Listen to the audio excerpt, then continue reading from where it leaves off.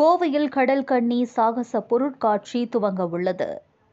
Singapore, Malaysia ஆகிய நாடுகளில் உள்ளது போல கோவையில் முதல் முறையாக கடல் கன்னி சாகச பொருட்காட்சி நடைபெற உள்ளது. செப்டம்பர் 11ஆம் தேதி வ.உ.சி. மைதானத்தில் இந்த பொருட்காட்சியானது துவங்க உள்ளது.